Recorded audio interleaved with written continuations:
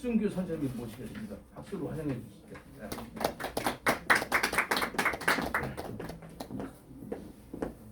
반갑습니다. 프리랜서 강사 박승규입니다. 우선 오늘 제가 시간을 지키지 못해서 정말 죄송하다라는 말씀부터 먼저 드리고요. 다들 바쁘실 텐데 그래도 늦게 오시고 이제 또 시간을 투자하셔서 1시간 투자하셔서 듣는 만큼이나 도움이 되도록 제가 노력을 드릴게요.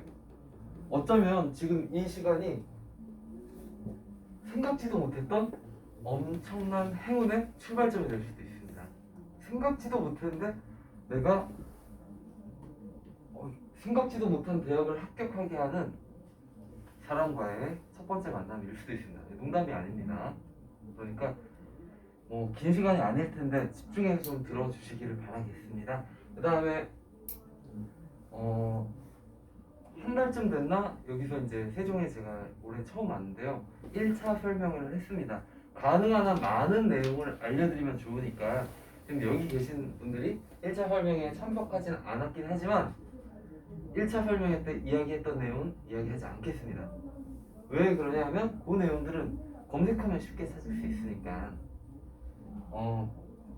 유튜브 가셔가지고 박승규 수리 논술 치시면 제가 3부로 나눠서 올려놨어요. 영상을 1차 설명회 때는 어떤 내용을 이야기를 했느냐 하면 논술 왜 해야 되느냐 할 수밖에 없는 이유 그 다음에 논술 전형은 대략적으로 어떻게 생겼는가 이런 기본적인 내용을 1차 설명 때 설명을 드렸고요. 알아는 두셔야 되는 내용이고 제가 어머님들 이제 여러 가지 자료 찾으시면서 열심히 몇 시간 동안 공부할 필요 없이 그냥 설명을 한번 들으면 딱 정리되도록 설명을 해드렸으니까 한번 찾아서 보시기를 바랄게요. 그리고 오늘은 좀 다른 이야기를 할게요. 오늘은 이제 수리 논술은 아까 대표님께서도 이야기를 하셨지만 많은 학생들이 정말 열심히 준비를 하고 있어요. 하지만 이제 중심지에 있지 않은 학생들은 정보를 많이 접하지 못하고 수리 논술 되게 어렵다 이건 다들 알고 있더라고요. 되게 어렵다 가기 어렵다 내가 어떻게 가냐 수리 논술이라는 게 있는 건 아는데 그게 나랑은 별로 상관없을 거다라고 생각하는 친구들이 대부분인 것 같아요. 어떻게 그 어려운 걸 공부해서 내가 합격할 수 있을까? 자, 제가 개척 전문가입니다. 수리 논술 개척 전문가. 다시 말해서 수리 논술을 아무도 모르는 지역에 처음 가가지고 그 지역 학생들을 우수수 합격시키는 지역이 지금 되게 여러 군데가 있어요. 제가 그래서 세종시에서도 올해 처음 왔는데 자신 있습니다. 지금 이제 주변에서 논술로 대학 갔다는 친구들 많이 못 봤을 거예요. 제가 많았으니까 내년부터는 많이 보일 겁니다. 예, 아무튼 간에 오늘 이제 주로 이야기해 드릴 거는 이제 기본적인 전형 내용은 생략하고 아까 말씀드렸듯이 그것도 아셔야 되지만 검색해서 이제 들어보도록 하시고요. 오늘은 이제 논술에서 중요한 거 내가 논술을 어떻게 대비해야 될까 논술을 왜 해야 되는가 이 질문을 생략하고 해야 된다는 가정하에 논술을 어떻게 하면 잘할 수 있을까 어떻게 하면 합격할 수 있을까 이 얘기를 주로 하려고 하고요. 예상 시간 1시간 이내입니다. 그리고 질문 받다 보면 1시간 20분 정도 걸릴 수도 있고요. 네. 그럼 이제 시작하도록 하겠습니다. 먼저 오늘 설명할 내용들은 크게 이렇게 세 가지. 수리 논술을 대비하려면 어떻게 해야 될까? 그 다음 합격자들의 눈으로 본 논술 전형. 논술 전형에 대해서 제가 이제 요약을 해서 지난 설명 때 설명을 드렸다 그랬는데 딱딱하게 논술 전형 어떤 게 있고 그렇게 이제 하나하나 설명해 드리는 것보다 학생들이 한 이야기를 들어보면 좀 더 친숙하고 좀 더 와닿을 수 있으니까 학생들의 이야기를 여기서 하도록 하겠습니다. 논술 전형으로 합격한 학생들이 어떤 이야기를 하고 있는가. 그 다음에 이제 마지막에 좀 딱딱한 이야기예요. 제가 수리 논술 어떻게 수업하는가 이렇게 세 가지를 이야기하려고 하고요. 간단하게 제 소개입니다. 네, 저는 수리 논술이 우리나라에서 처음 시작되던 해 대략 15년 됐습니다. 그때부터 수리 논술을 강의하기 시작했고요. 여러 지역에서 강의를 합니다. 대치동이나 평촌이나 목동이나 등등 여러 군데에서 강의를 하고 그중 이제 예를 들어 미사라던가 수리 논술을 잘 모르는 친구들이 있는 지역에서 많이 강의를 했고 강의할 때마다 방금 말씀드렸듯이 나는 수리 논술로 대학 간 애들 아무도 못 봤다 그러던 지역에서 수리 논술로 여러 계속 합격시키고 있습니다. 아무튼 제가 이제 여러 군데에서 수리 논술 강의하고 있고 세종에는 처음 왔습니다. 그리고 이제 대치동에서만 15년 넘게 강의를 했고요.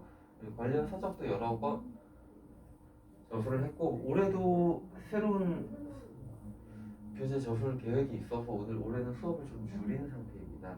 책 저술에 조금 집중을 하려고요. 예. 자, 첫 번째 주제 수리노술을 대비하려면 어떻게 해야 될까? 가장 중요한 내용 먼저 말씀드리려고 해요. 수리노술을 어떻게 대비해야 우리가 잘할 수 있는가? 어떻게 대비해야 되는가를 이야기하기 전에 왜 학생들이 수리노술을 못하는가? 이 이야기를 먼저 하려고 합니다. 수리노술에 필요한 능력은 많은 전문가들이 이야기한 두 가지 능력이 있어요. 첫 번째 문제를 풀어내는 능력, 두 번째 답안을 작성하는 능력. 그런데 이 두 번째 답안을 작성하는 능력은 저는 별로 중요하게 생각하지 않습니다. 많은 전문가들하고는 달라요. 다시 말하면 정확하게 말하면 답안 작성 능력이 중요하지 않다는 얘기는 아니에요. 답안 되게 잘 작성해야 돼요. 그런데 중요하지 않다는 얘기가 아니라 그건 자연스럽게 공부하다 보면 잘하게 된다는 얘기예요. 내가 크게 노력하지 않아도 그냥 몇 달 수업 듣다 보면 자연스럽게 잘하게 됩니다. 애들이 수리노술을 못하는 이유는 답안을 못 써서가 아니라 수업 듣다 보면 자연스럽게 답안을 잘 쓰게 되고요. 문제를 못 푸니까 답안이 안 써지는 겁니다. 잘 알면 답안은 저절로 나오는 거예요. 그리고 문제를 왜 못 푸는가? 이거에 대해서 이야기를 하려고 하고 학생들이 수리노술 문제를 못 푸는 이유는 크게 두 가지입니다. 첫 번째, 개념을 잘 몰라서. 자, 많은 학생들 또는 부모님들이 이 개념이라는 단어에 대해 되게 무시하는 경향이 있어요. 개념 원리 이거 초등학교 때 하는 거 아니야? 개념 다음 심화 다음 실전. 그래서 개념은 제일 밑바닥이야 라고 생각하는 경우는 아닙니다. 개념이 제일 중요합니다. 진짜 어려운 문제는 테크닉이 어려운 게 아니에요. 개념이 어려웁니다. 예를 들어 작년에 출제됐던 연세대학교 문제 하나 예로 들어보면 제가 오늘 문제를 몇 개 예로 들 텐데 아주 심각하게 구체적으로 문제 풀이 설명하지 않을 테니까 걱정 안 하셔도 됩니다. 대략 이런 문제였어요. 삼각형이 있는데 여러 방향으로 선들을 그어요. 예를 들어서 이렇게. 그런데 선의 방향은 정해져 있어요. 가로, 세로, 대각선 이렇게. 딱 몇 가지 약속들을 지키면서 이렇게 선을 그으다 보면 여러 가지 도형이 생겨납니다. 이렇게 생길 수도 있고 이렇게 생길 수도 있고 이렇게 다양한 도형이 만들어질 수가 있어요. 여기에서 가득 채우는 거예요. 근데 이게 몇 개의 선을 그었는지는 얘기가 없어요. 다시 말해서 선이 10개가 있을 수도 있고 선이 100만 개가 있을 수도 있습니다. 이때 이쪽에 붙어있는 이 변에 붙어있는 도형의 개수와 이 변에 붙어있는 도형의 개수와 이 변에 붙어있는 도형의 개수가 같음을 보여라.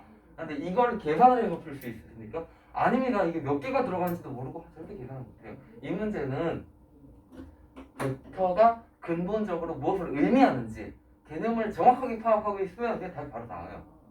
근데 그걸 모르고 뭔가 계산하고 뭔가 풀어가지고 해결하려는 친구는 손도 못 대고 그냥 끝난다는 거죠. 진짜 어려운 문제는 개념입니다. 개념 절대 무시하면 안 됩니다. 개념을 잘 몰라서 학생들이 수리노술을 못하는 경우가 제일 많아요. 진짜. 그리고 한 가지 예를 더 들어볼게요. 여기 학생도 있는데 아마 보면 바로 알 겁니다. x가 양수예요. x 더하기 x분의 1의 최소값을 구해봐라. 이런 문제가 있어요. 그러면 학생들이 교과과정에서 배우는 내용 중에 산술기하평균 부등식이라는 게 있거든요. 네모 더하기 세모가 언제나 네모 곱하기 세모보다 크거나 같다. 이런 걸 써서 웬만한 애들 다 풉니다. 아주 쉽게 풉니다. 얘는 네모 더하기 세모는 2 곱하기 제가 완전히 잘못했습니다. 죄송합니다.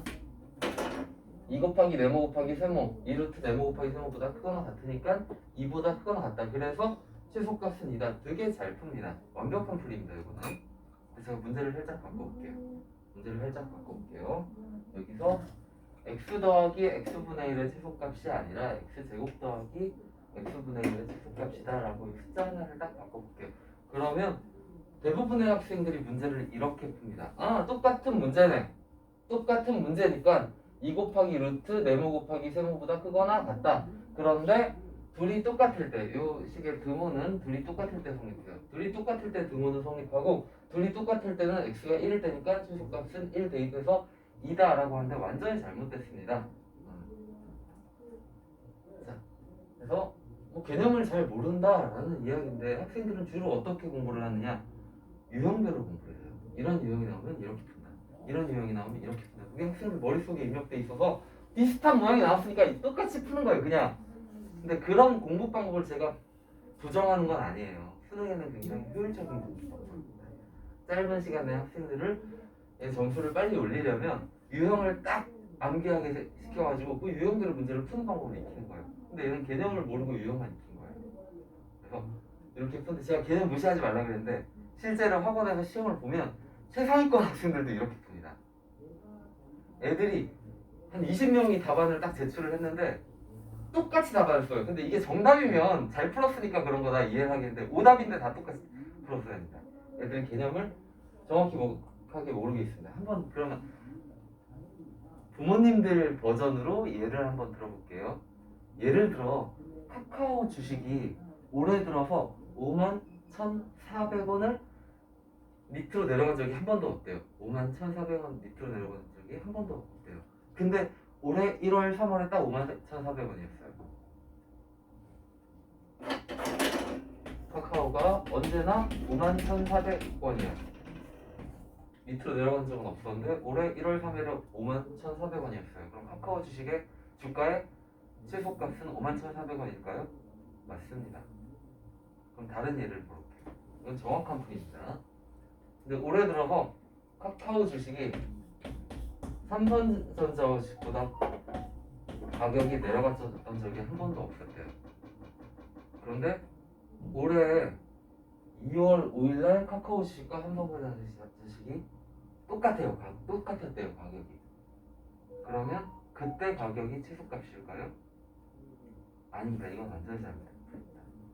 왜 이건 맞는데 카카오 주식이 언제나 51,400원을 컸는데 이때 제일 51,400원이었으니 이게 최소값이에요. 근데 카카오 주식이 언제나 삼성전자 주식보다는 컸어요. 삼성전자보다 컸어요. 근데 이때 같아졌어요. 이때가 최소라고 확신할 수 없는 게 이때가 더 싸잖아요. 그죠? 같아진 시점이 한참 올라와서 같아진 거일 수도 있어요. 아래쪽이 같아진 게 아니라. 문제는 이거예요. 얘는 움직이지 않는 놈하고 비교를 해서 크거나 같으니까 얘가 최소값인데 얘는 움직여요. 이거 자체가 변해요. 삼성전자 주식처럼. 그래서 둘이 등호가 성립할 때 같아졌을 때가 한참 커진 다음에 같아졌을 수도 있으니까 최소값이 아닐 수도 있어요. 애들이 유형별로 기억만 한 거예요. 아, 등호가 성립하면 최소다. 이것만 기억한 건데 개념은 잘 모르고 유형만 익힌 겁니다. 그래서 문제를 잘 못 푸는 경우가 대단히 많습니다. 제가 한 가지 예를 들었지만 이런 게 한두 가지가 아니에요. 자, 첫 번째는 개념을 잘 몰라서 그렇다. 학생들이 수리노트를 못한 이유, 두 번째 이유를 한번 이야기해 볼게요. 두 번째 이유는 하고 싶은 것만 해서 그렇습니다. 자, 제가 구체적인 풀이를 안 할 테니까 걱정하지는 마시고 한번 그냥 들어보십시오. 대략적인 것만 이야기할 겁니다. 자, 이 문제는 3년 전에 가톨릭대학교 의예과에서 출제했던 문제입니다. 문제를 그냥 쭉 볼게요. 집합에 어떤 함수 f는 x는 1의 연속이고 함수 g는 x는 1의 연속이고 h는 이런 함수고 그리고 이런 식이 만족된다. 이때 함수 gx에 대해서 g의 1의 값을 구해라 라는 문제입니다. 이 문제를 주면 대부분의 학생들, 공부를 되게 잘한다는 학생들도 문제를 어떻게 푸냐, 어디에 시선이 제일 먼저 가냐면 학생들 여기 시선이 제일 먼저 가요. 이런 식이나 이런 식의 시선이 제일 먼저 가요. h에다 x를 대입하면 이거고 h에다 gx를 대입하면 이거니까 그러면 요 어딨지? 요 식에다가 x 자리에다 gx를 한번 대입해보자. 그럼 얘랑 똑같이 나오겠지 라는 생각을 하고 막 여기다가 gx를 대입해서 이런 엄청난 식을 만들어냅니다. 그러면 얘랑 똑같겠지 하고 이 식을 풀려고 막 노력을 합니다. 절대 못 풉니다. 이런 복잡한 식을 어떻게 풉니까? 더더군다나 학생들은 3차 방정식의 근해 공식을 배우지 않습니다. 교과 과정에서. 그러니까 당연히 이렇게 해서 못 풉니다. 그래서 애들이 하고 싶은 것만 한다는 게 무슨 의미냐? 자기가 맨날 하던 것 또는 익숙한 것, 자기한테 익숙한 게 식을 계산하는 겁니다. 뭔가 이런 게 나오면 계산식이 복잡해 중요해 보여요. 계산식 가지고 뭔가를 해결하려고 하는데 계산하는 게 문제라는 게 아니라 생각을 하고 계산해야 하는데 생각을 안 하고 계산해서 문제가 된다는 겁니다. 자, 그럼 이 문제의 올바른 풀이 방법이 어디냐? 이 문제를 풀이하는데 열쇠는 여기 이 식이나 이 식에 있는 게 아니라 어디 있냐면 여기 적혀 있는 연속이라는 두 글자 안에 문제를 푸는데 필요한 열쇠가 들어있습니다. 연속이라는 개념을 학생들이 분명히 배워서 알고 있어요. 근데 학생들이 이걸 이용하리라는 생각을 못하고 뭔가 식을 계산해서 풀려고 생각하니까 못 푼 겁니다. 자, 그럼 올바른 풀이 방법을 한번 알려드릴게요. 연속이라는 거는 쉽게 말해서 함수가 이어져 있다, 연결되어 있다 이런 뜻입니다. 이때 이 값을 구하려고 노력하는 게 아니라 이 함수 주변에서 함수가 어떻게 변화하는가를 잘 따져보면 그림으로 나타내면 A가 0과 1 사이일 때는 이 GA 함수값이 0과 2 사이에 있다. 내가 찾고자 하는 함수가 이 사이에 있다는 걸 알 수 있게 돼요. 주변의 함수의 변화를 찾아보면. 또 A가 1과 2 사이, 1과 2 사이의 값을 대입하면 G라는 함수가 1과 2 사이의 값을 대입하면 G라는 함수가 2와 4 사이에 있을 수밖에 없다라는 걸 알게 돼요. 그러니까 GX라는 그래프가 있는데 여기서 뭔가 그래프가 지렁이가 있는 거예요. 중요한 건 이 함수는 X는 1에서 연속이래요. 여기 무슨 지렁이가 있고 여기 지렁이가 있고 근데 여기서 연결이 돼야 돼요. 이 지렁이랑 연결이 돼야 돼요. 그럼 이럴 때는 어디를 지나야 될까요? 아시겠죠? 이럴 때는 여기를 지나갈 수밖에 없겠죠. 연결이 되려면. 그래서 이럴 때 함수값은 2다 이렇게 찾아낼 수가 있는 겁니다. 그래서 학생들이 문제를 봤을 때 나한테 물어보는 걸 생각해야 돼요. 나한테 물어보는 걸 생각해야 되는데 하고 싶은 걸 한다는 얘기예요. 문제풀이랑 상관없는. 그래서 그걸 익히는 게 제일 중요합니다. 제 수업의 가장 큰 목표가 자기가 하고 싶은 걸 하는 게 아니라 물어보는 걸 대답하게 하는 그 능력을 익히는 게 가장 큰 목표입니다. 자, 이것이 이제 학생들이 수리논술을 못하는 가장 큰 이유이고요. 자, 그럼 수리논술은 어떻게 대비해야 되겠냐? 방금 전에 그 문제점들을 해결할 수 있도록 대비를 해야 되고요. 자, 그러면 수리논술을 대비하는 방법에 대해서 먼저 이야기를 하고 시작할 텐데 어떻게 수리논술을 대비를 해야 될까요? 좀 이런 상상을 한번 해보죠. 만약에 내일이 수리논술 시험일이에요. 내가 대학 가고 싶은 대학의 수리논술 시험일이에요. 그리고 내일이 시험일인데 오늘 저한테 학생이 하나 찾아왔어요. 저 수리논술 좀 가르쳐주세요. 근데 저 지금까지 수리논술 한 글자도 안 봤거든요. 그렇다면 저는 그 학생한테 무엇을 가르칠까요? 딱 내일이 시험인데 수리논술을 아무것도 모르는 학생이 찾아왔어요. 저는 그 학생한테 뭘 가르칠까요? 저는 조금의 고민도 하지 않고 그 학생한테 시험 보려는 그 학교의 해당 연도 바로 작년 기출문제와 올해 모의논술 문제를 풀릴 겁니다. 딱 하루밖에 시간이 안 남았다는. 그래서 수리논술 어떻게 대비해야 합니까? 그러면 지금 당장 그걸 해야 된다는 얘기는 아니에요. 왜냐하면 학생들 내일 시험이 아니거든요. 지금 시간이 꽤 많이 남았거든요. 어쨌든 시험 보기 전 지금부터 한 10달간 남았는데 8달, 10달 이 정도 남았는데 그 중간에 적어도 한 번 그걸 해야 된다는 얘기예요. 그 학교의 기출문제들을 쫙 풀어보고 모의논술 문제를 풀어보고 하는 걸 한 번 해야 된다는 거고 지금 당장 해야 된다는 거 아니에요. 아무튼 수리논술 대비하기 위해서 필수적으로 필요한 요소는 남은 시간 동안 기출문제를 충분히 분석해야 된다. 이건 제일 중요한 겁니다. 근데 지금 당장 해야 된다는 거 아니고 하긴 하되 기출문제부터 열심히 분석하기보다 자기의 역량부터 높인 다음에 기출문제를 분석하면 기출문제로부터 더 많은 것을 얻어낼 수가 있습니다. 그래서 저의 수업은 이게 제일 중요하긴 하지만 문제풀이 방식을 먼저 공부하기보다 먼저 학생들의 역량을 먼저 높여 놓을 겁니다. 상반기에는 그래서 확실한 개념을 정립할 겁니다. 그래서 개념 무시하시면 안 돼요. 개념 진짜 중요해요. 개념. 그래서 이런 게 있어요. 쉬운 개념이 있고 어려운 개념이 있어요. 쉬운 개념, 어려운 개념. 내가 어설프게 아는 게 있고 정확히 아는 게 있어요. 제일 좋은 건 어려운 개념을 정확히 아는 거예요. 그건 당연한데 이제 크로스를 한번 보죠. 쉬운 개념을 정확히 아는 게 있어요. 어려운 개념을 어설프게 아는 게 있어요. 둘 중에 뭐가 더 좋을까요? 쉬운 개념을 정확히 아는 것, 어려운 개념을 어설프게 하는 거. 당연히 쉬운 개념을 정확하게 하는 게 훨씬 더 중요합니다. 쉬운 개념이든 어려운 개념이든 어설프게 알면 프리노술 문제는 절대 풀리지 않습니다. 근데 이 당연한 얘기를 왜 하느냐? 사실은 내가 개념을 정확히 알고 있지 않고 조금 어설프게 알고 있어도 수능 문제는 풀릴 때가 많습니다. 답이 나올 때가 많아요. 그러니까 그냥 대략적으로만 알고 있고 비슷한 모양에서는 이렇게 하지 그것만 알고 있어도 수능 문제 풀릴 때가 많아요. 근데 수리논술을 쉬운 거든 어려운 거든 정확하게 알고 있지 않으면 어설프게 알고 있으면 절대로 문제가 풀리지 않습니다. 그래서 쉬운 거든 어려운 거든 정확하게 아는 게 중요해요.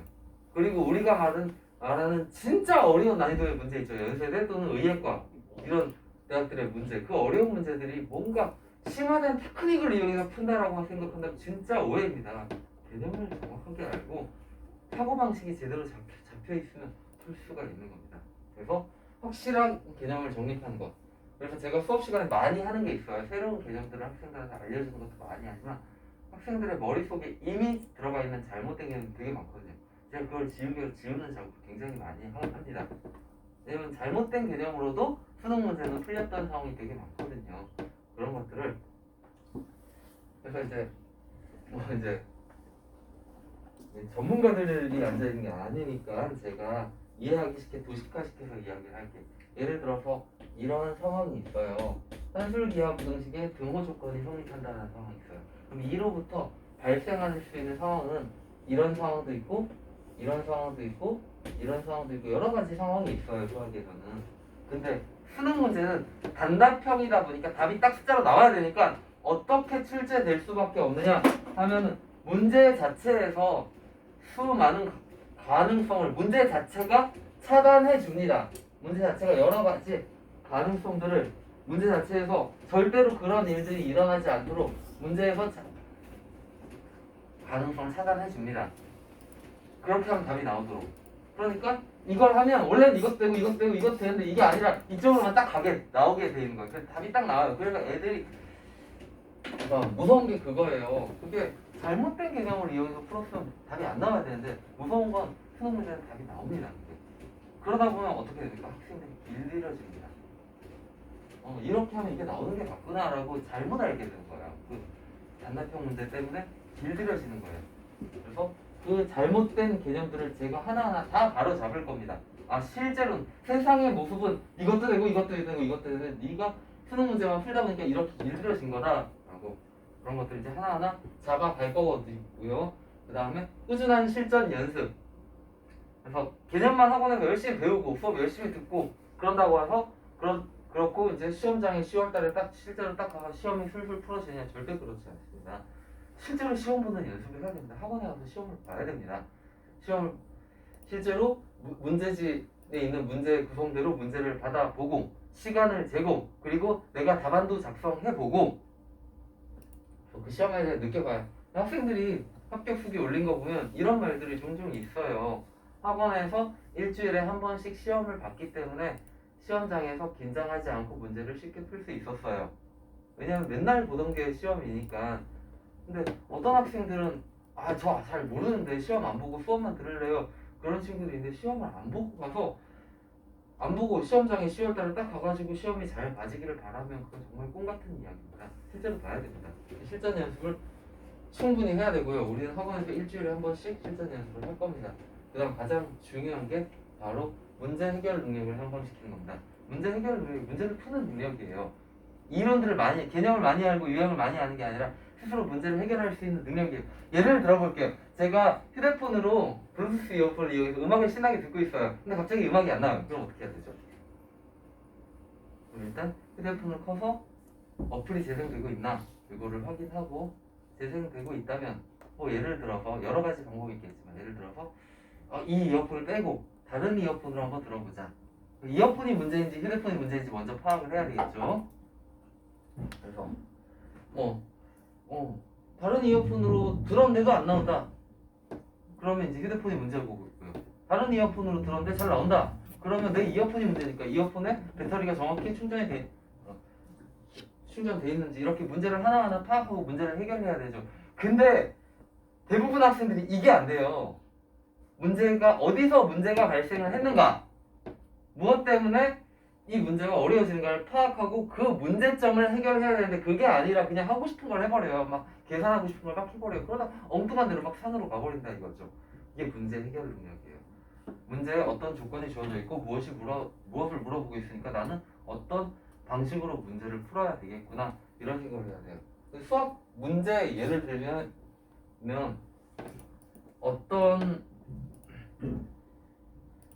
어떻게 예를 들 수 있냐면 학생들이 치환적분법이라는 걸 미적분 단원에서 배웁니다. 근데 신기하게도 뭐 수학 공부 조금만 하는 친구들이 있으면 치환적분법을 못하는 친구들이 있어요. 근데 못하는 친구들 별로 없어요. 근데 애들이 문제를 풀다가 프리덤스 문제를 풀렸는데 틀렸어요. 근데 그게 치환적분법 문제예요. 그러면 이제 수학의 정석이나 아니면 다른 문제집으로 가서 치환적분법 단원의 문제를 막 열심히 공부를 해요. 아 그럼 내가 이게 정복이 되겠지. 전혀 잘못된 방법이에요. 얘네들이 치환적분법을 몰라서 문제를 푼 게 아니에요. 왜 문제를 못 푼 걸까요? 아 그 시기에서 치환적분법을 써야 되겠다는 생각을 못하니까 문제를 못 푸는 거예요. 대부분의 경우 문제를 못 푸는 이유는 그겁니다. 치환적분법을 못하는 게 아니라 그 개념을 모르는 게 아니라 그걸 써야 되겠다는 생각을 못하니까 딴 길로 가버리니까 문제를 못 푸는 거예요. 치환적분법 문제집 열심히 공부해도 실력이 안 늘어나는 거예요. 그 문제집에는 치환적분법을 해야 되는 문제만 나와 있으니까 막 쓰는 건데 실제로 문제는 내가 치환적분법을 써야 되겠다는 생각이 안 드는 겁니다. 그 생각을 하게 만드는 게 문제 해결력이에요. 제가 수업에서 가장 중요하게 생각하는 부분이 이겁니다. 자기가 스스로 길을 찾아내는 거예요. 만약 처음 보는 문제가 나왔을 때 비슷한 유형인 것 같다 이런 게 없어요. 프리랜서에서 아까 비슷한 유형인 것 같지만 하나는 완전히 잘못된 풀이였잖아요.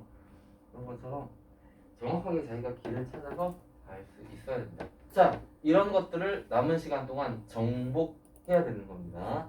자, 이렇게 해서 우리 첫 번째 주제는 마무리하도록 하고요. 두 번째 주제, 이제 제가 이제 최근에 가르쳤던 학생들 중에 고맙게도 이제 합격 수기를 남겨준 친구들이 있어요. 제가 매번 정규 수업 종강할 때 너희들 나중에 합격하면 합격 수기 하나 보내줘라, 올려줘라 라고 하는데 그중 이제 일부 학생들은 자기가 너희들 이제 공부하느라 열심히 공부했고 그게 너희들이 걸어온 길이 후배들한테도 도움을 줄 수 있으면 좋지 않겠느냐 하고 이제 합격 수기 한번 올려달라고 하는데 고맙게도 친구들이 후배들을 생각을 하면서 그중 일부 친구들은 정말로 정성스럽게 했습니다. 합격 수기를. 그래서 이제 합격 수기를 보면서 이제 논술 전형에 뭐가 중요한지 학생들의 입에서 나오는 것들을 보면서 뭐가 논술 전형에서 중요한지 그리고 제 수업 스타일이 어떤지 그런 것들을 조금 엿보려고 합니다. 학생들의 눈으로 본 것들. 몇몇 학생들 예로 들어볼게요. 자, 이 학생들은 제가 최근에 가르쳤던 학생 중에 정말로 논술 공부를 제가 보기에는 제일 열심히 하는 친구입니다. 자, 여기 적혀있는 성적은 모의고사 성적이 아니라 실제로 그해 수능에서 받은 수능 성적입니다. 그래서 수학이 1등급이네요. 수학 되게 잘하네요. 근데 나머지가 되게 안 좋죠. 내신도 안 좋고. 그러니까 정시로 갔다면 수도권은 어렵습니다. 이제 이 친구가 논술 전형으로 한양대 공국대 아시대 기계공학과에 합격했습니다. 열심히 했고 실력도 좋았습니다. 프리논술 실력도 좋았습니다. 그렇기 때문에 제가 원서 접수할 때 하나하나 상담을 해주는데 어떤 학생들은 과에서 굉장히 많이 타협을 해요. 학교를 마치기 위해서. 근데 이 학생은 과에서 타협을 하지 않았습니다. 그냥 기계공학과 밀고 한양대 공국대 아시대 이렇게 주로 이제 수능이 안 좋기 때문에 수능 최저 없는 데 위주로 건국대는 이하고 교육 맞췄어요. 수학과 의료하고 나머지는 최저 없는데 이 세 군데 전부 다 합격을 했고요. 이 학생이 남긴 합격 수기 한번 보죠. 1월부터 프리랜서 공부를 시작했고 11월 파이널까지 공부했습니다. 그때 모의고사 수능 성적 내신 성적은 위의 대학들을 지원하기에는 턱없이 부족했고 논술에 희망을 걸어 성공하게 되었습니다. 가장 중요한 건 꾸준히 하는 것. 이게 제일 중요합니다. 꾸준히 하는 게. 일주일에 5시. 제가 이 학생 수기를 읽으면서 조금 의아했어요. 왜냐하면 저는 이 학생이 일주일에 5시, 6시간 논술 공부를 하지 않았지만 11개월 동안 매주 3시간 이상 논술을 하려 했습니다. 저는 더 많이 공부했다고 예상하고 있었어요. 3시간보다는 더 많이. 왜 그러냐면 제가 항상 교재를 주면서 거기에 이제 문제를 풀어주고 연습 문제를 한번 추가로 줍니다.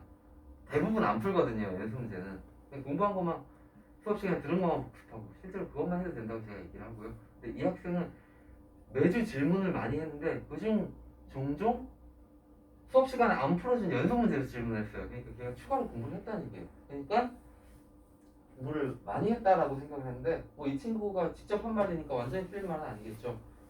3시간 이상 논술을 하려 했다. 좀 더 많이 한 것 같아요. 다른 친구들보다는. 그런데 수능과 달리 논술은 매번 새로운 내용으로 수업을 들으면 내가 늘고 있는지 의구심이 들 때도 있었다라고 얘기를 했어요. 이게 무슨 뜻이냐면 보통 수업 들으면 학생들이 뭔가를 공부합니다. 다음 시간에 그걸 기반해서 그거에 대해서 문제풀이를 하거나 아니면 그거에 조금 응용해서 문제를 풀거나 하니까 내가 그 전 시간에 공부를 했으니까 실력이 늘어서 그걸 가지고 시험을 하면 실력이 느는 게 눈에 보여요. 근데 제 수리논술 수업은 안 그렇습니다. 저는 시간을 최대한 효율적으로 써서 대비를 하기 위해서 오늘 수열 공부했습니다. 그럼 다음 시간에 수열 안 다룹니다. 다음 시간에 저는 새로운 거 공부합니다. 다음 시간에 절대부등식. 그 다음 시간은 함수 방정식. 공부했던 걸 공부 안 해요. 그러니까 얘가 공부를 이 시간에 수열을 공부해서 수열 실력이 확 늘었어요. 근데 다음 시간에 수열 시험을 안 본다 이거예요. 새로운 내용을 들고 와서 시험을 봅니다. 매번 새로운 걸 공부하니까 공부했던 게 아니라 또 새로운 걸 공부하니까 점수가 맨날 안 좋게 나와요. 그래서 제가 늘고 있는가 의구심이 들 때도 있었다. 이만큼만 해서 될 생각도 많이 했다. 그런 이야기를 한 거예요. 수능 공부할 때 너무 안 와서 논술 공부하기 싫을 때도 있었지만 참고 꾸준히 공부했고 좋은 결과를 얻었다고 생각합니다. 이렇게 꾸준히 하는 게 제가 볼 때는 제일 중요해요. 그래서 이제 수학적 센스가 좋다 아니면 심화 공부를 사전에 많이 했다 이런 게 중요한 게 아니라 정말로 잘 가는 애들의 공통점이 겁니다. 꾸준히 하는 거, 겁먹지 않는 거, 인내심을 가지고. 그러니까 내가 맨날 시험 보면 7.5점, 100점 만점에 점수가 이렇게 나와요. 얘도 그랬거든요. 하지만 학원에 와서 보는 시험은 의미가 없어요. 왜냐하면 시험 본 다음에 공부를 하잖아요. 공부를 하면 실력이 늘게 돼 있습니다. 하지만 다음 시간에 또 새로운 거 공부하니까 내가 공부에 실력이 는 게 티가 안 나요. 새로운 거 공부하니까. 그래도 꾸준히 열심히 공부하면 결국 자기 실력은 쌓여가고 있는 거예요. 그게 시험장에서는 드러나게 돼 있거든요. 예, 이제 첫 번째 학생이었고 학생 B를 볼게요. 이 학생은 수학 2등급 정도 나온 학생인데 이 학생은 참 어렵게 공부했던 학생이에요. 제가 이제 1월달에 개강을 했는데 이 학생에 속한 반에는 학생 모집이 진짜 안 돼서 이 학생 혼자밖에 없었어요. 1월부터 4월까지 혼자 공부했어요. 그 다음에 이제 한 명씩 들어왔고 혼자 공부했고 그런데 꾸준히 혼자 공부하면 좀 뻘쭘하다던가 아니면 그래서 이제 좀 이거 해도 되나? 라는 생각이 들 수도 있는데 되게 추람추람하게 공부 열심히 했습니다. 동국대 수학과에 합격을 했고요. 보통 논술 전형에서는 수학과 컷이 좀 높습니다. 수학과는 수학을 좋아하는 친구들이 많이 들기 때문에 그래서 어떤 대학이든 수학과는 논술 점수 커트는 좀 높은 편입니다. 지금 동국대 잘 다니고 있고요. 이 친구가 되게 차분한 학생인데 말을 좀 심하게 했어요. 뭐 약팔이다 뭐 이런 식으로. 아무튼 이제 이 친구가 한 이야기는 뭐 어떤 분들은 가끔가다 그런 분들이 있거든요. 최저를 맞추면 논술 전형은 쉽게 합격한다. 그런데 최저를 맞추면 유리해지는 건 맞아요. 분명히 유리해지는데 그보다는 논술 시험 잘 보는 게 더 중요하다 이런 이야기를 한 거예요. 그리고 문제를 풀 때 도움이 됐던 거는 교과서에 나와 있는 증명이나 정의 교과서 무시하시면 안 됩니다. 교과서를 기반으로 실제가 됩니다. 어려운 내용들이 어려운 테크닉이 사용돼서 어려운 게 아니라고 말씀드렸죠. 이 개념들을 어떤 방식으로 조합하는가 그거를 잘 생각해내는 게 어려운 거예요.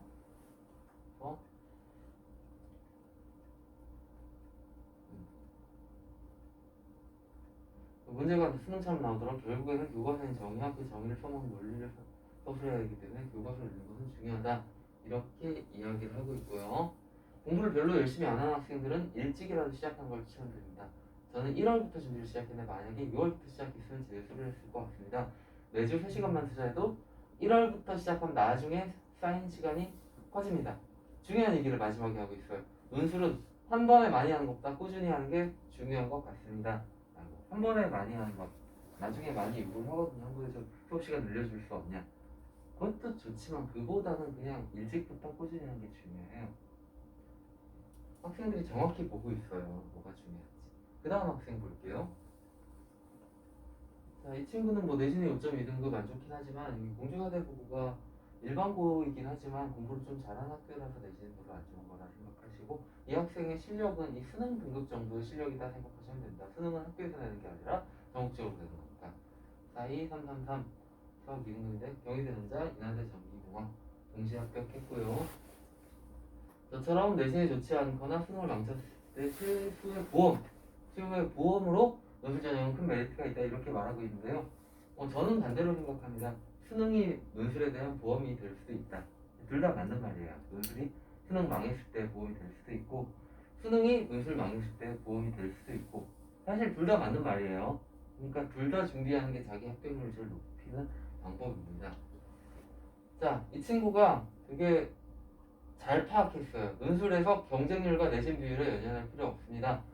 논술 경쟁률이 수십 대 1, 의대 치대의 경우 뭐 100대 1 이렇게 나오는 100대 1, 150대 1. 그래서 겁을 먹고 지원을 안 하는 경우가 있는데 크게 고려할 사항은 아니라고 생각합니다.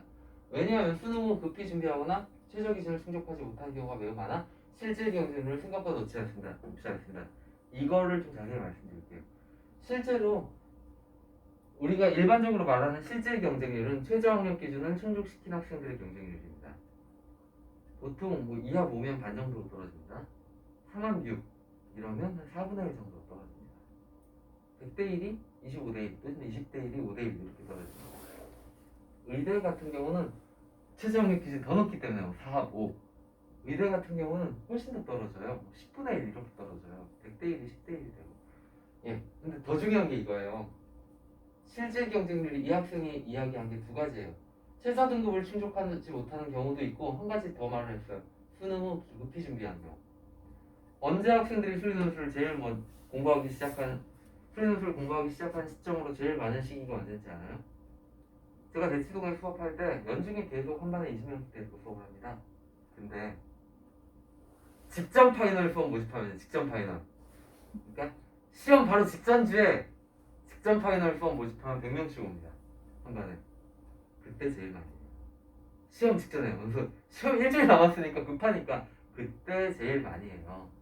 그 다음으로 많이 하는 시기가 여름방학 시작할 때 이때도 많이 옵니다. 이 친구는 이렇게 얘기를 했죠. 수능 후 급히 수능 후 급히 이거 좀 끌게요. 잠시만요.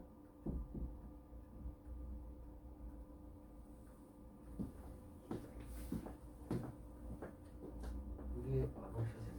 수능 후 급히 논술을 준비하는 경우. 예를 들어 직전 파이널 때 와가지고 1, 2주 준비하는 애들 있어요. 또는 한 달 전에 시험 보기 한 달 전에 급히 준비해서 수리논술 공부하는 애가 있고 1월 달부터 하는 애가 있어요. 게임이 안 됩니다. 수능 등급이 아무리 높다 하더라도 1등급짜리라 하더라도 직전에 준비한 애들은 게임이 안 됩니다. 걔는 경쟁자가 아니에요 실제로. 그러니까 경쟁률에 나와 있긴 하지만 걔네들은 없는 거나 마찬가지고 그런 애들이 대부분입니다. 예를 들어 경쟁률이 내가 지원했는데 일반 학과도 20대 1, 40대 1 많이 나오거든요. 논술 전형 40대 1 나왔다고 치죠. 좀 높아서 40대 1 나왔어. 왜요? 근데 이제 수능 최저 학력 기준 적용하면 15대 1이 됐다고 칩니다. 근데 이게 진짜 말 그대로 15대 1이 아니에요. 이 중에 반 이상이 급히 수리논술 준비한 애들이에요. 게임 안 됩니다. 일찍부터 준비한 애들하고. 걔네들은 없는 거나 마찬가지니까 실질 경쟁률이 낮다 그런 이야기를 한 겁니다. 그래서 일찍 준비하는 게 그만큼이나 중요하다라는 이야기입니다. 내신은 다 알고 계시겠지만 논술 전형에서 내신의 반영 비율은 뭐 30%, 40%, 20% 이렇게 있지만 실질적으로는 없는 거나 마찬가지입니다.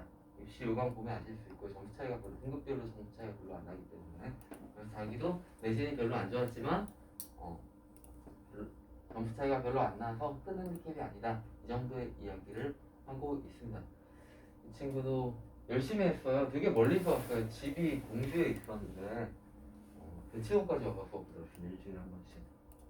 아무튼 결국 이제 결과가 좋게 나와서 정말로 좋아했습니다. 이 친구. 대학 잘 갔다고. 자, 다음 학생으로 갈게요. 5325 얘는 수능이 안 좋기도 한데 수학도 3등급이에요. 수학 3등급인데 의외로 논술 전형에서 4군데에서 합격을 했어요. 성실대, 세종대, 한양대리카, 강북대.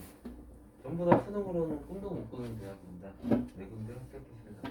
수능 3등급인데 4군데 대학에 합격했다는 이게 운이 좋았다는 게 아니라 논술 실력이 좋았다는 거예요. 수능 3등급이라도 논술 실력이 쓰는 데마다 붙을 정도로 좋을 수가 있다는 얘기입니다. 이 친구가 한 이야기를 볼게요. 마찬가지로 내신은 인서울 누리게 턱없이 부족해서 사정 후반이었다. 제가 그나마 자신 있다고 생각한 수학적 특기를 하려고 풀이 논술을 도전해보겠다고 생각했습니다.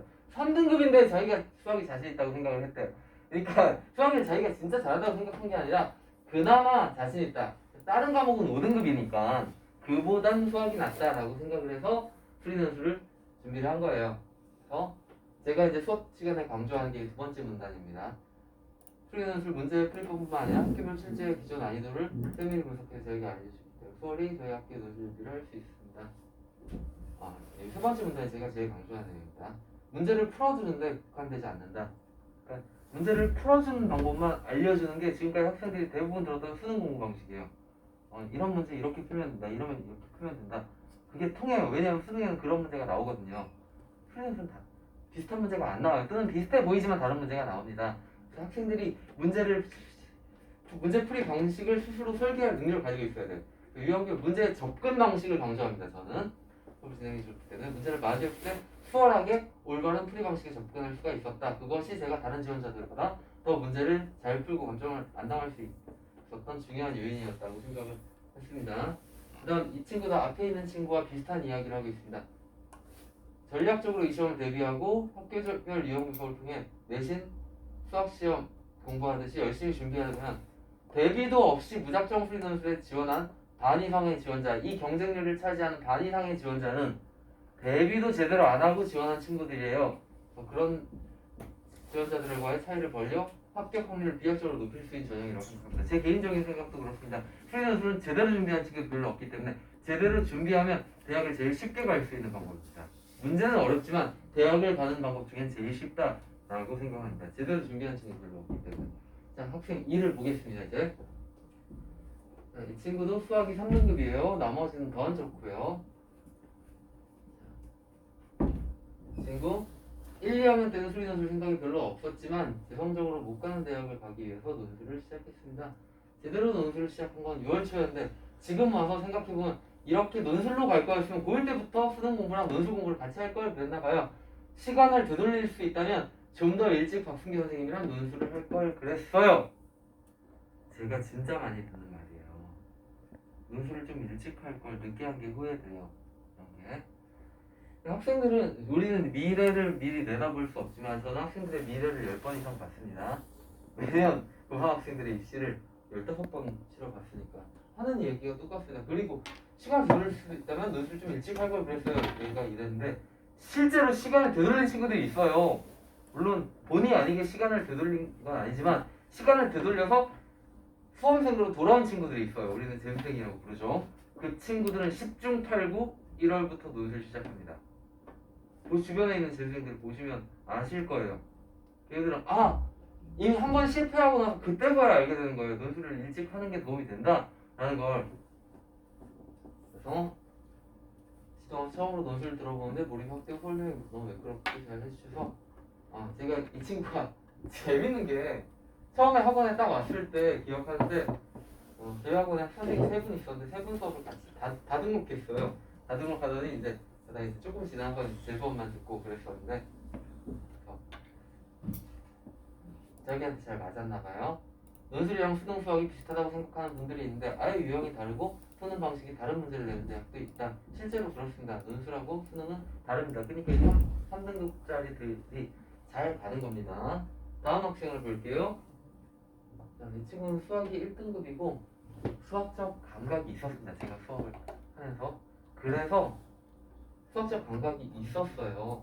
내신은 막 7, 8등급 이렇지만 그래서 제가 홍익대를 강추했습니다. 제가 원서 접수할 때 개별적으로 다 상담하거든요. 왜 그러냐면 홍익대 문제 유형이 좀 뭐라고 해야 되나 사고력이 좋은 친구들이 좀 기발한 생각을 많이 하는 친구들이 유리하거든요. 홍익대 그리고 수학적 감각이 있는데 홍익대를 지원하는데 좀 잘 보내고 싶은 거죠. 그래서 이제 과를 제일 높은 데서 홍대 건축 굉장히 높습니다. 그래서 건축으로 지원했고 홍대, 건대 건축과가 둘 다 합격을 했습니다. 이 친구는 뭐 저녁에 대한 이야기는 별로 없고 아 논술이 지루한 수업이 좋았다. 그런데 실제 제 수업 재밌습니다. 학생들 되게 수업 그런 이야기 많이 듣습니다. 제가 이제 학생들한테 이걸 설명해주면 학생들이 눈이 딱 반짝거리면서 선생님 재밌어 이런 경우가 되게 많아요. 실제로 수학은 되게 재밌습니다. 근데 재밌는 거예요. 진짜 제가 재밌게 하는 게 아니라 수학 자체가 재밌는 건데 이 정해진 시간 너 이거 문제 이만큼 풀어하고 막 억지로 시키니까 수학이 싫어지고 또 한 가지 이유가 아 이 문제는 이렇게 풀면 돼 하고 그냥 푸는 방법을 알려줍니다. 그러니까 재미가 없는 겁니다. 왜 그런지 원리도 생각 안 하고 학생들이 이제 문제 푸는 기계로 만드니까 재미가 없어지는 거예요. 수업 재밌습니다. 아 참고로 제가 농담을 잘하는 게 아니라 웃긴 얘기를 잘하는 게 아니라 수업 시간에 수업하고 관련없는 얘기 한마디도 안 합니다. 수업 자체가 재밌다는 겁니다. 그런 얘기 되게 많이 합니다 학생들이. 예, 그 다음으로 다른 학생들 볼게요. 자, 이 친구도 수학이 3등급인데 서울시립대를 갔습니다. 수학이 3등급인데 한양대 원자력공학과는 굉장히 높습니다. 아깝게 합격은 못했어요. 예비 3번이었는데 이거 잘 안 빠져요 학생들이. 아무튼 서울시립대를 갔습니다. 수학 3등급으로 더한 학생들 많습니다. 제가 가르친 학생들 중에 5년 전에는 수학 5등급인데 한양대 합격한 친구 있어요. 한양대 화생 합격한 친구 있어요. 지금 내신 되게 좋은데 내신으로도 충분히 지원할 때가 많았을 거예요. 근데 자기가 보니까 이렇게 얘기를 하고 있죠. 아, 제가 가고 싶은 대학교에 진학하기에 내신이 조금 부족한데 진짜 조금 부족하죠. 서울시립대. 그래서 수리논술을 준비하게 됐다. 수리논술 문제 적응하기 쉽지 않았으나 자신만의 답안 작성을 터득할 수 있었습니다. 일주일에 한 번씩 논술 모의고사를 보고 선생님의 풀이와 제 답안의 차이점을 줄여가도록 노력했고 자기 혼자 노력을 한 거예요. 혼자 그 문제를 다시 풀어보면 시중에 판매하는 답지에 가까운 답안을 작성할 수 있도록 노력했습니다. 그 결과 나날이 문제 해결 능력이 발전했고 적어진 시간에 모든 답안을 작성할 수 있었습니다. 그래서 제가 수업에 대해서 강조한 내용 딱 하나입니다. 수업 듣고 숙제 안 내십니다. 저는 특별한 필요할 때만 내주고 숙제 안 내주고 복습은 꼭 하라고 얘기합니다. 수업 듣고 복습하고 그게 일주일에 수리논술 공부 전부 답니다. 수업 시간 3시간 반, 복습 시간 뭐 짧으면 1시간, 길면 2시간. 총 일주일에 5시간 투자하면 수리논술에 충분한 시간이 됩니다. 친구도 이제 그 복습을 꾸준히 잘 한 거예요. 다시 풀어봤다는 거잖아요. 수리논술이 어렵고 힘들다는 생각은 누구나 당연히 드는 생각입니다. 그래도 자신감 갖고 중간에 포기하지 않고 공부하면 좋은 결과가 나올 거라고 생각한다. 희망적인 이야기를 해주고 있네요. 다음 학생 볼게요. 자, 이 친구는 3등급이 아니라 4등급이다. 수학이 4등급이고 이 친구, 이 학생의 입장에서는 더 의아한 게 뭐냐면 이 친구의 성적을 쭉 전체적으로 보면 얘가 뭐 공부한 모든 과목 중에 제일 못하는 게 수학이에요. 제일 자신 없는 게 수학인데 수학으로 대학 갔어요. 수리논술로. 그것도 숭실대 수학 4등급. 이 수능 성적으로는 절대 갈 수 없는 대학인데요. 숭실대 글로벌 미디어 합격했고요. 경희대나 서울과기대는 예비 3번 받았지만 합격 못했습니다. 결국은 이 학생은 어떤 걸 느꼈는지 한번 보도록 하겠습니다. 고등학교 2학년 겨울방학 때 시작해서 파이널까지 들었습니다. 어떤 내용으로 대학교를 갈지 정하지 못해서 내신도 챙기고 정시 공부도 하고 논술 공부도 많이 했습니다. 나름 최선을 다했지만 논술 공부에 더 비중을 많이 둘 걸 후회가 됩니다. 이런 후회 진짜 많이 합니다. 나중 가면 학생들.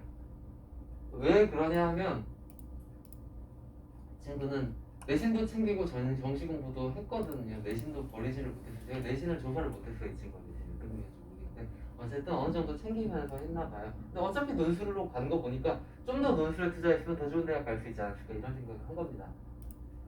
그래서 9월달에 원서 접수할 때 정말 많이 이리저리 많이 해드립니다. 첫 번째로 어디 쓸까 가지고 진짜 많이 고민해요.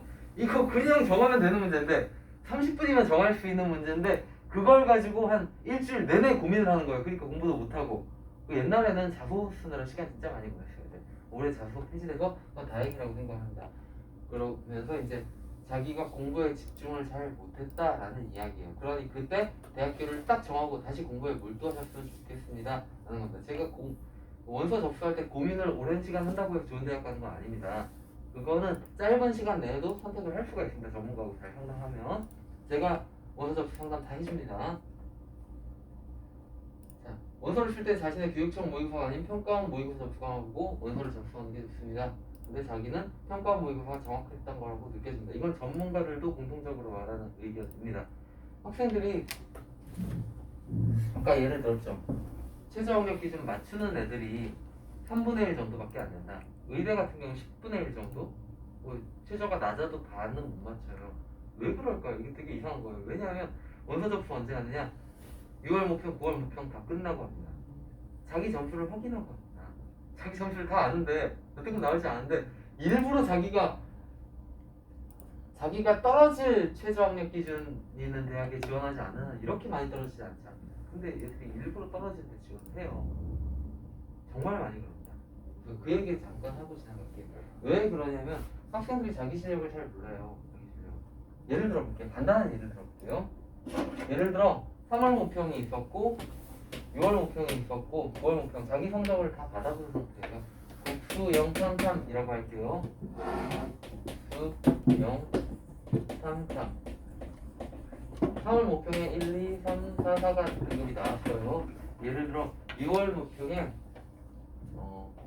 5, 4, 2, 3 여기 나왔다고 칠게요. 그 다음 9월 모평에 4, 5, 1,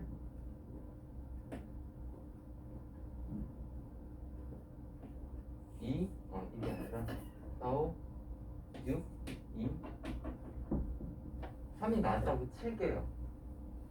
그러면 학생들은 뭐가 자기 실력이라고 생각할까요? 3월, 6월, 9월일 때. 맨 마지막 거? 네. 일단 말이죠. 제 경험상, 이거 진짜입니다. 거짓말이 아니라 제 경험상 이거랑 이거를 자기 실력이라고 생각하는 친구들은 없습니다. 제 경험상. 아예 없습니다. 그리고 대략 30%의 학생들이 이걸 자기 실력이라고 생각합니다. 대략 30%의 학생. 나머지 70%는 뭘까요? 자, 농담 아닙니다. 나머지 70% 학생은 이렇게 생각해요. 너 수능 성적 얼마 나오니? 하면 이렇게 얘기해요. 저 국어는 1등급이고요.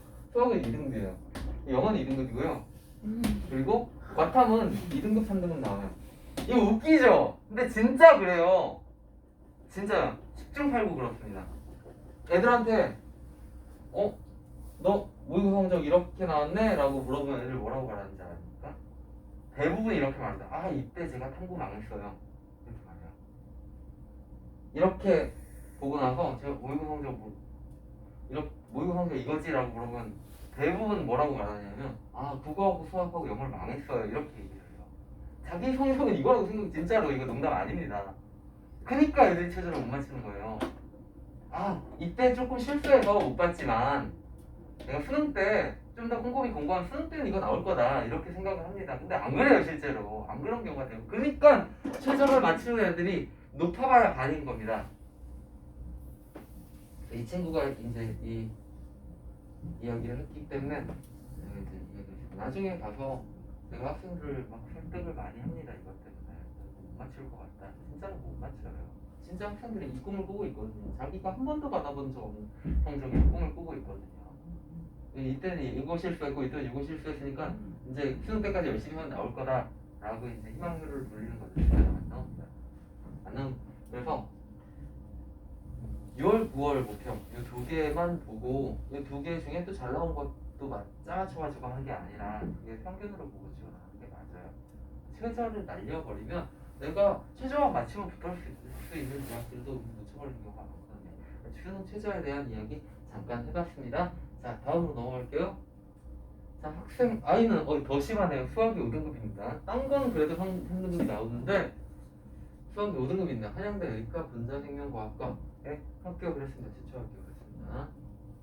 수학 5등급도 수리논술로 합격을 할 수 있네요. 그러니까 자, 이 학생의 이야기를 한번 들어보죠. 논술은 수리등급은 낮지만 상향 지원을 하고자 하는 학생들이 추천하는 방법에 대한 전문가처럼 얘기를 했어요. 수시등급 반영 비율이 적고 정시는 최저를 맞추면 여기가 말하는 정시는 수능입니다. 이 친구는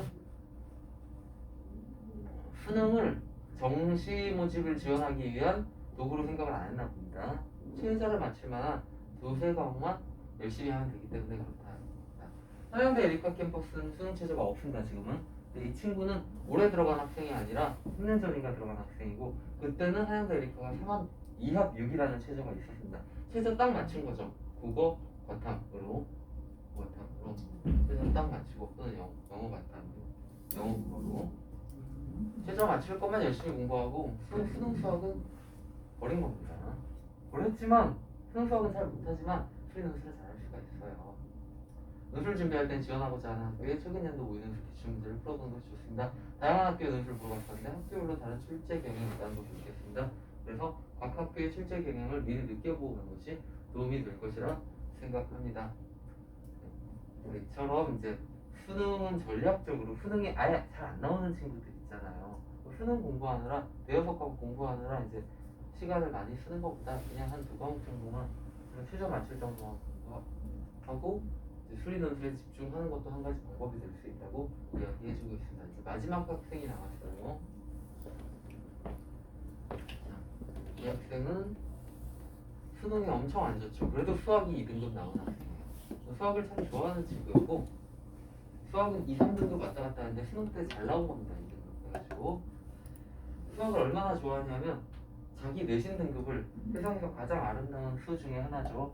원주율, 파이, 의 분석값 3.14 등급을 딱 맞췄다 하고 저한테 자랑을 했습니다. 내신 3.14 등급이다 라고. 아무튼 공업대 미래에너지와 합격을 하고 세종대 경우에는 뭐 예비 1번을 받고 안타깝게 불합격을 했습니다. 하지만 상관없었습니다. 어차피 공업대를 갈 거라고 했으니까. 이 학생은 부모님의 강요로 억지로 논술을 시작했답니다. 하지만 논술에 모든 걸 걸 수 없으니 수능도 공부하면서 시작했습니다. 수능도 남들 못지않게 준비했으나 수능 결과는 8등급 2개 6등급 이렇게 잘 안 나왔습니다. 사실 저는 수능 타입이 아니었던 것을 부정하고 수능을 고집했습니다. 학생들한테 많이 해주고 싶은 말입니다. 넌 수능 타입이 아닌데 왜 이렇게 수능을 고집하느냐 그렇게 말하고 싶은 학생들 되게 많습니다.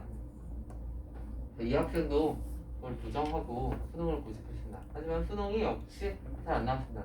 수능 올리는 게 논술 올리는 것보다 더 어려워요. 그럴 수밖에 없어요. 과목이 5개니까 시간이 5배 이상 들거든요. 제 수능 점수를 볼 때마다 논술 공부하려고 강요해주신 부모님께 정말 감사하다는 말을 하고 싶습니다. 제 스타일을 파악해주시고 제게 알맞은 방향을 잡아주신 부모님께 나중에 성공해서 효도하고 싶습니다. 라고 훈훈하게 마무리를 하고 있습니다. 그래서 학생들이 그냥 이유 없이 이렇게 막연하게 생각하고 있는 경우가 많아요.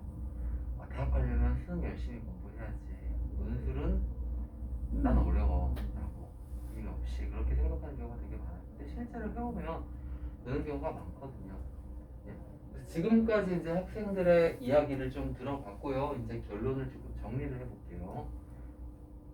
자, 어떤 학생들이 논술 전형으로 대학에 가나 지금 10명 학생 소개해드렸는데 논술 전형으로 대학에 가는 친구들 내신이 좋은 학생이라고 할 수는 없겠죠. 왜냐 아까 내신 7, 8등 후대 건축 있었습니다. 또는 내신 안 좋은 학생들이 대부분이었어요. 아닙니다. 내신이 좋은 친구들이 대학 가는 거 아니에요. 내신이랑 상관이 없습니다. 물론 내신 수학 과목이 높으면 얘가 수학적 감각이 좋다는 얘기니까 수리 논술도 잘할 가능성이 높지 않겠느냐 그렇게 볼 수도 있지만 수리 논술은 다릅니다. 내신 수능 다릅니다. 다음 그러면 수능 수학 등급이 높은 학생들이 논술 전형으로 대학에 갈까요? 그럴 수도 있지만 수학 1등급짜리도 아까 많이 있었잖아요. 근데 수학 3등급, 4등급, 5등급도 되게 많았습니다. 이 반이었습니다. 앞에 소개해드린 학생들 중에 수학 등급이 높다고 해서 꼭 논술 전형으로 대학에 가는 건 아닙니다. 그러면 5등급짜리도 좋은 대학 가는 거 보니까 5등급짜리 한양대 보낸 적이 있습니다. 그리고 작년에는 수학 5등급짜리 4군데 동시에 합격했습니다. 건대, 동대 등 해가지고 수능 수학 5등급짜리. 그러면 수능 수학이 5등급이라야 되나요? 낮아야 되나요? 이건 더 말도 안 되는 이야기입니다. 그럼 어떤 학생들이 논술 전형으로 대학에 갈까요? 저 진짜 당연한 얘기 할 겁니다. 어떤 학생들이 논술 전형으로 대학에 가느냐? 논술 공부를 열심히 하는 학생들이 논술 전형으로 대학에 갑니다. 당연한 거죠. 근데 진짜 그래요. 얘가 수능 수학이 높아도 그렇고 낮아도 그렇고 논술 공부를 열심히 하면 논술로 대학 갑니다. 논술 공부 안 하면 아무리 수능 점수 높아도 대학에 논술로는 못 갑니다. 당연한 겁니다. 이 당연한 얘기를 지금 이 귀중한 설명의 자리에 시간을 투자해서 왜 하고 있냐 이게 당연한 얘기를 잊고 사는 학생들 학부모님들 되게 많습니다. 그래서 예를 들자면 제가 이제 신입생 상담 받을 때 학부모님들한테 진짜 많이 듣는 이야기가 뭐냐면 이런 얘기 되게 많이 들어요. 우리 애가 수능이 몇 등급 나오는데 논술 공부하면 어디 대학 갈 수 있을까요? 이런 질문 되게 많이 하세요. 제일 많이 하시는 질문 중 하나인데 사실 그건 제가 대답할 수 없는 질문이에요. 이 자리에 복수를 해볼게요. 그와 비슷한 질문을 한번 해보겠습니다. 농담이죠, 복수는. 제가 그와 비슷한 질문 한번 해볼 테니까 한번 들어보세요. 여기에 프린스턴 대학교 수학과를 수석으로 졸업한 어떤 친구가 있습니다. 여기에는 숭실대학교 수학과를 학점 2로 겨우겨우 턱걸이로 졸업한 친구가 있습니다. 여기에 프린스턴, 숭실대 겨우겨우 졸업했어요. 그럼 이 두 친구 중에 누가 더 김치볶음밥을 잘 만들까요? 조금 과장하자면 이와 같은 질문, 이거랑 비슷한 질문이죠. 김치볶음밥을 맛을 봐야지. 그걸 알려면 어디 학교 나왔는지가 뭐가 중요하냐. 마찬가지입니다. 논술로 어디 갈지를 알려면 논술 실력을 봐야지 수능 등급을 보고 있으면 상관이 없습니다. 논술을 열심히 하면 갈 수 있습니다. 이건 전문가들 사이에서도 의견이 좀 갈립니다. 어떤 전문가들, 많은 전문가들이 이렇게 얘기합니다. 논술을 잘하려면 타 과목에 비해서 수학을 좀 잘하는 친구들 논술로 가능성이 높다. 근데 저는 그렇게 얘기 안 해요. 견해 차이예요. 저는 수학 성적과는 상관없이 논술 열심히 하면 할 수 있다라고 이야기를 하고 진짜로 대학 보냅니다. 사실대로 말해드릴게요. 제가 가르친 학생들 중에 수학 3, 4, 5등급, 6등급까지 합격자들 수두룩합니다. 논술 전형이에요. 다른 전형 말고. 합격자들 수두룩합니다. 매년 여러 명 나옵니다. 근데 솔직히 말씀드리면 7, 8, 9등급은 없습니다. 기억이 없는 걸 수도 있고 없는 걸 수도 있고요. 사실 그 친구들이 거의 오질 않습니다. 논술 배우러. 대부분. 어쨌든 6등급까지는 논술 전형으로 저는 애만 열심히 한다면 보낼 수 있다고 자신하고 있습니다. 다음 합격자들이 앞에 수기에서 봤듯이 공통적으로 이야기한 내용들을 볼까요? 집중적으로 하는 것보다 꾸준히 하는 게 좋다. 나중에 연말 가면 어머님들 이런 요구 많이 하거든요. 일주일에 한 번씩 되겠어요? 일주일에 2번 해주시면 안 되나요? 2번 하는 것도 좋은데 그 시간을 아예 일찍부터 일주일에 한 번씩 하는 게 훨씬 더 효과가 큽니다. 이게 사고력을 높이는 거기 때문에 단기적으로 뭔가 내용을 집어넣는 게 아니에요. 프리논술. 그래서 오랜 시간보다 오랜 기간이 필요한 분야다 생각을 하시면 됩니다. 일찍 준비하면 준비가 안 된 애들은 경쟁 상대가 아닙니다. 그래서 실질 경쟁률이 훨씬 낮아진다. 이 경쟁률은 15대 1, 20대 1, 40대 1 이거는 의미가 없다. 준비가 안 된 애들은 내 경쟁자가 아니기 때문에 난 복습만 열심히 하면 합격을 할 수 있다. 이것들이 학생들이 가장 많이 하는 이야기입니다. 나 이제 수업 설명 간단히 하고 마치도록 할게요. 네, 먼저 연관 커리큘럼 2, 3월에는 기본기를 공부합니다. 그러니까 문제를 보는 방법, 문제를 보고 어떻게 생각을 하는지 생각하는 순서를 바로 잡는 겁니다. 그리고 이제 그러니까 테크닉은 이 기간에 안 배워요. 생각의 방식, 생각의 흐름을 잡는 분야고요. 주요 범위는 학생들 범위 진도 상황 고려해서 수험 수까지만 다루고요. 4월, 6월부터 이제 테크닉을 배웁니다. 유형별로. 제일 중요한 유형. 논술에만 나오는 유형들. 수능에는 안 나오지만 그런 것들을 하나하나 한 주에 하나씩 공부합니다. 그래서 주요 범위는 이제 미적분 전반국부까지 다루고요. 그리고 7월, 9월 이때는 정규 파이널 과정이고요. 제일 중요한 것들 이때 진짜 나올 가능성이 제일 높은 것들을 이제 종합적으로 문제풀이 방식하고 같이 학습을 하고요. 범위는 반별로 좀 다른데 어쨌든 자기가 시험 보려고 하는 대학의 전 범위를 다 다룬다 생각하시면 됩니다. 여기까지가 정규 과정이고요. 그리고 제가 대입 전형 관련 내용은 오늘 설명할 때 안 다룬다고 그랬는데 여기 나눠드린 자료집에 상세하게 나와 있습니다. 최저학력 기준이고 이제 출제 범위고 이런 것들 꼭 참고하시면 되겠고요. 다음으로 이제 그 다음이 파이널 과정으로 넘어가는데요. 주요 일정이 이래요. 9월 6일날 9월 모평이 있어요. 9월 11일부터 9월 15일까지가 수시 원서 접수 기간입니다. 그래서 9월 모평을 딱 보고 나서 그 다음에 뭘 하느냐 하면 이제 재활생들, 논술 수강생들 원서 접수 상당 기간입니다. 제가 와서 하나하나 다 따로따로 상담합니다. 이때 학생만 보내셔도 좋고 부모님 같이 오셔도 좋습니다.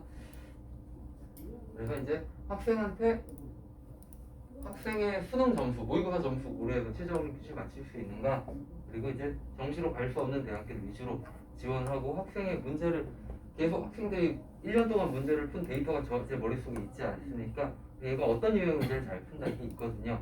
그래서 그 유형에 맞는 대학들 제가 딱 찝어줍니다. 근데 이때 어서접수 상담하는데 7월 달에 딱 등록해가지고 그런 등록해서 수업 듣기 시작하는 애 진짜 많거든요. 그런 애들은 제가 얘가 시험 보는 걸 몇 번 못 봤습니다. 한 2달밖에 못 봤습니다. 그래서 얘 실력을 정확히 파악하기가 어렵지만 일찍부터 공부한 친구들은 얘 실력을 정확히 알고 그만큼 이제 맞는 대학을 정확히 추천해드릴 수가 있습니다.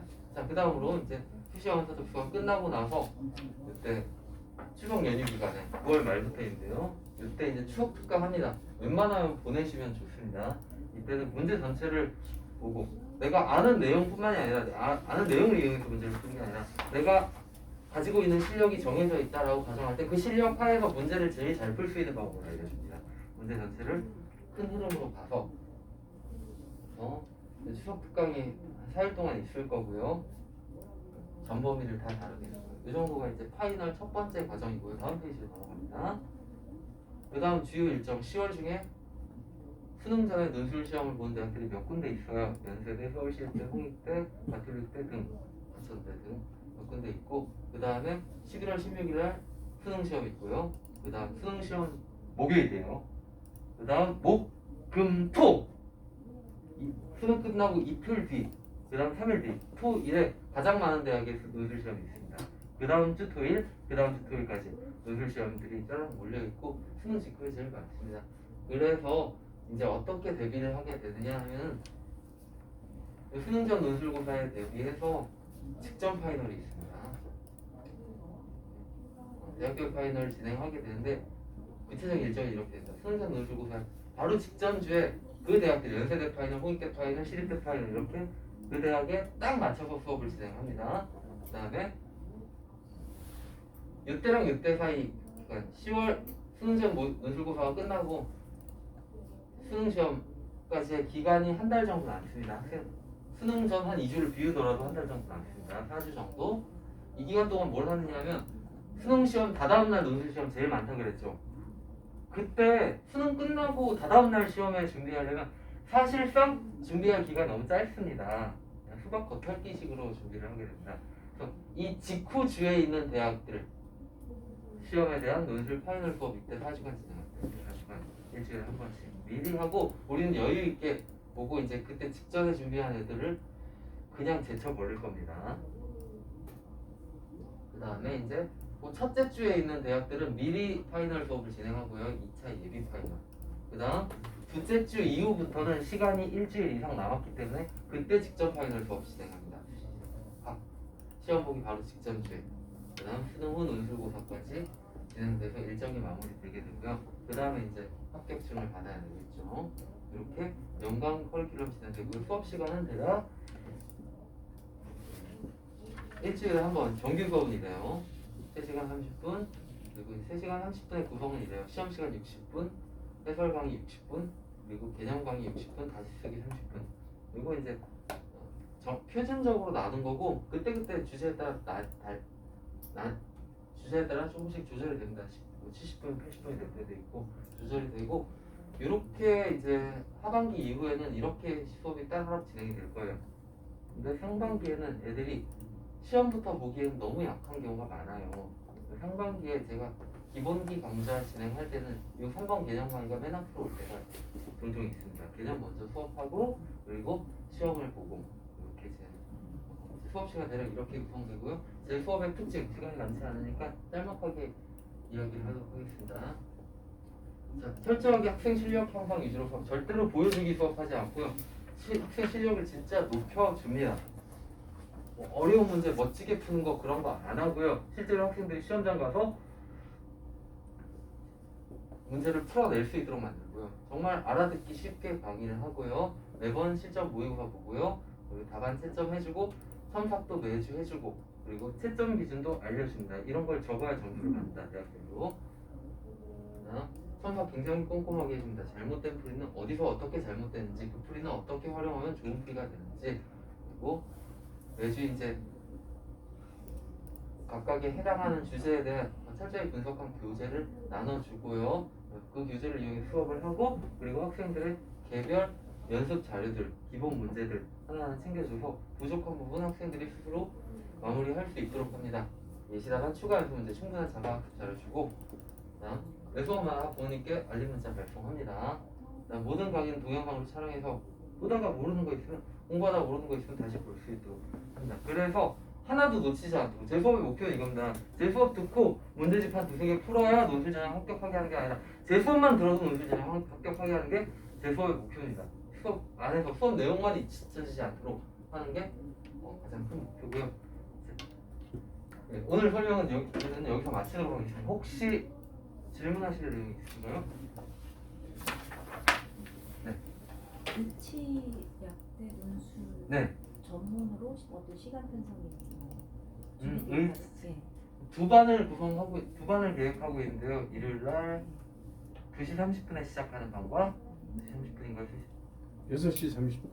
6시 30분에 시작하는 반. 2시 30분 맞나요? 예. 네. 2시 30분, 6시 반. 2시 30분 반에 오시면 의치약대, 수준은 의치약대, 연대, 뭐 낮게는 아래쪽으로 한양대까지.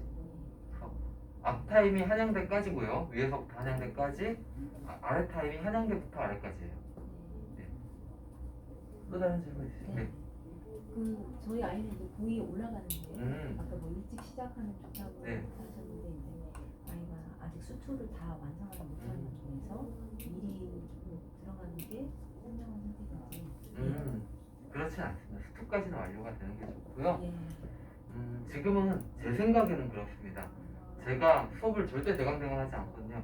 1년 동안 준비해서 제가 수업 들은 것만 잘 알아들으면 합격하도록 커리큘럼 짜서 준비를 하거든요. 그러니까 내년 1월에 오셔도 2학년이면 제가 합격할 수 있도록 만들 수 있을 것 같습니다. 그전에는 그래도 이제 내신 잘 따놓는 게 좀 편하게 대학가는 게 아닐까. 논술을 안 쓸 수 있다면 안 쓰는 게 제일 좋아요. 내신 1.1등급 받아가지고 내신으로 가는 게 제일 편하죠. 네. 내신에 더 대비하는 게 좋을 것 같습니다. 한 가지만 더. 네.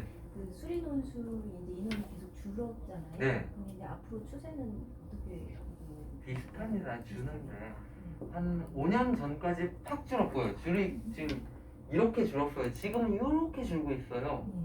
거의 티가 안 날 정도? 지금 올해는 100명 늘었는데 그 티가 나는 인원은 아니고요. 그 정도로 왔다 갔다 한 학교당 1명씩 2명씩 거의 비슷하다 보시면 됩니다. 다른 질문 있으신가요?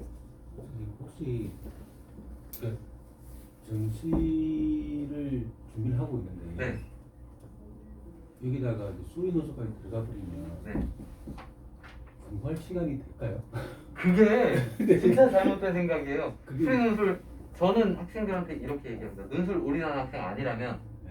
수능이 너무 안 나와서 논술 올인하는 학생 아니라면 일주일에 최대 5시간 투자해요. 그렇게 얘기합니다. 일주일에 최대 5시간. 수업 시간에 복습 시간까지 포함해서 다른 시간 수능 공부하는 겁니다. 수리 논술 공부하는 일주일에 5시간 때문에 수능이 안 나오진 않습니다. 그건 핑계입니다. 제가 볼 때. 다른 일주일 6일 동안의 시간이 그것 때문에 수능이 안 나오는 거지. 오히려 수능이 잘 나올 수도 있습니다. 수학의 경우에는. 그것 때문에 그 5시간으로 인해 수능을 망했다 그러면 그거는 100% 학생의 핑계고요. 그건 수능에 영향을 줄 만큼 많은 시간을 투자하지 않습니다. 강의 시간이 여기서 하는 네? 거죠? 강의를 여기서 할 수 있는 거죠? 이 학원에서요. 강의센터. 그럼 그걸 언제 하는 거예요? 일요일날 합니다. 아, 일요일 날 2시 반 타임, 6시 반 타임. 2시 반에서 6시 반 타임. 근데 그런 거 학원 비용이라든가 이런 것들은 따로 저기 요청을 네. 봐야 되는 거죠? 네. 2월부터 네. 커리큘럼은 나왔는데 아까 1월에 다니는 게 좋다고 하시는 아, 예. 예. 보통 저는 그렇게 생각해요. 1월부터 시작하면 좀 더 탄탄하게 공부할 수 있다. 1월에 근데 이제 그러면 생각이 학생들이 수업 듣는 학생들이 이수할 수업을 열 수 있는데 아. 1월 달에는 보통 안 하려고 해요. 인터도 있고 그래가지고 그래서 조금 늦게. 네. 이제 마무리해야 될 것 같고요. 저는 저기 밖에 있을 것 같으니까요. 개별적으로 질문 있으신 분들은 저한테 오셔서 질문하시면 될 것 같습니다. 네, 고생하셨습니다. 여기서 마치겠습니다. 잘하셨습니다. 감사합니다. 어떻게 도움들이 좀 되셨어요? 네. 네. 논술도